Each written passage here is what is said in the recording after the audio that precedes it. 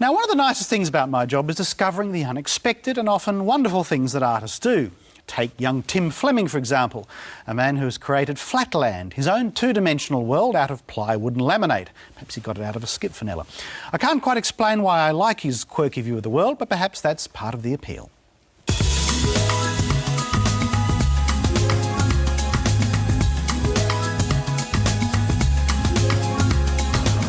I knew that I wasn't going to go and do a regular job.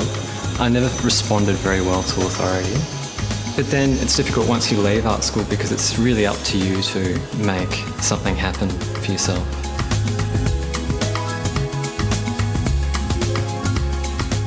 Some people are talented right off the bat, and at 20 they're doing fantastic things.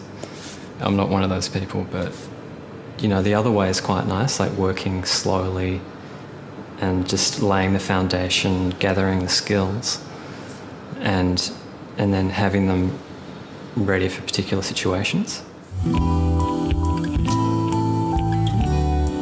I've worked in really flat mediums for a long time. I have a fine art degree. I majored in printmaking. And then years later, I sort of started making more objects, more three-dimensional objects, because it seemed to give me a flexibility. It was really weird. It was the morning after New Year's Eve a few years ago, and I woke up and just went, Flatland, this is it. And I designed the first range of objects like a week later, and that was it. And it wasn't until a bit later that I realised that Flatland was the title of this book by Edwin Abbott from the 1860s. And then I sort of looked at that, and it was, really appropriate. The founder's the main character. He's a megalomaniac kind of super mall developer. He's created this world. That is an ongoing thing, keeps developing. I was quite aware of utopian literature because I'm just very interested in other worlds and other possibilities. And I'm really interested in the idea of playing as well, playing with objects, rearranging objects. The office box set was a water cooler, an aspidistra plant and a chair and two people having a conversation in front of the water cooler. I can sort of imagine people who buy the object creating their own conversation about what these people are talking about and situating it in their office. I first started making small objects out of timber. I thought, how can I get some colour into this without having to apply paint? And I thought, well, Laminex would be quite good. I just started using that as a surface. And then you actually get to see this nice plywood profile as well. And the mirror is sort of it's a self-reflective thing, and that works in with some of the things I'm sort of trying to communicate. It's like, have a look at yourself. Probably things are going to be okay. But, have a think about it.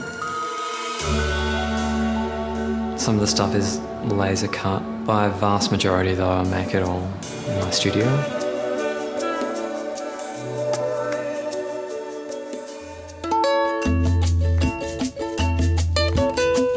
This is Robin and Tobin, characters that I've been doing for a few years, and this is part of their on holidays adventure at the Sneaker Dodgem car. They're a bit like Bill and Ben, but they're smarter. But they can speak for a start. Painting's something that I've dabbled in for a long time. I have this kind of romantic notion about what it is that I really do want to do with my life, and, well, that would be painting.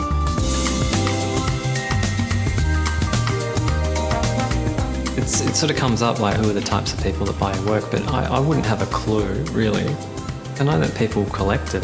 They get contacted by different people and they come to the studio, and it's from all walks of life. I see the work around a fair bit now because I've been selling the work for quite a while. It's very interesting for me to see it in different environments and like unexpected sort of situations. It's almost like it's not mine, it has a life of its own. Well, that's terrific. Tim Fleming will have his own Flatland stand at the Royal Exhibition Building in Melbourne as part of the State of Design Festival, 17th to the 20th of July.